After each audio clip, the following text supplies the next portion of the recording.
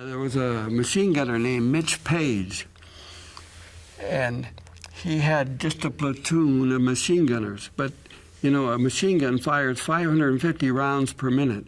But they had beefed up their machine guns so they'd fire 1,000 rounds per minute. And the Japanese, they always attacked at night because they didn't think the Americans were very good fighters at nighttime, and also they weren't used to fighting at night. They were used to fighting in the daytime. But the Marines were ready for them. And when they hit the barbed wire, Mitch Page yelled out, "Fire, machine guns, fire!"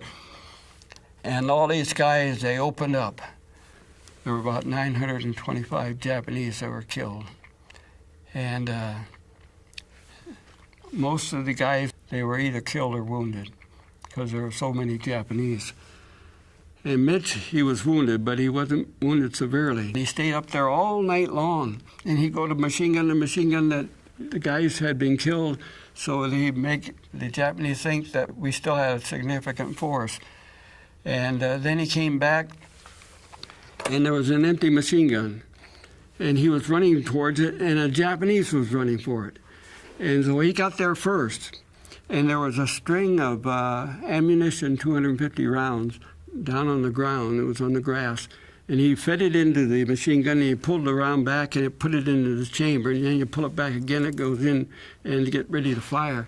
And he was getting ready to pull it back to fire. He says, my jaw was just frozen stiff. I couldn't move.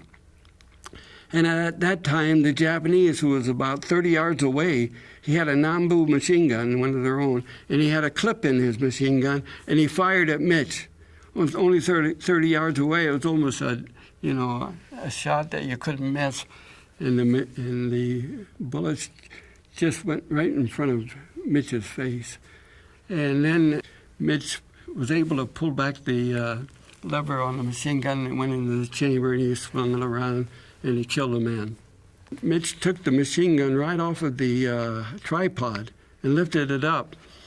And he said, you know, it was red hot. It was burning my hands, because he says, I was so excited, I didn't even feel it. And he said, first, I had learned a little Japanese when I was playing baseball before the war. And he yelled out to the Japanese that were off in the background. He said, stand up! And so these Japanese, being very obedient soldiers, they stood up. And Mitch took his machine gun and mowed them all down. And then they attacked. And they went down there, and there were no Japanese left. The battle was over.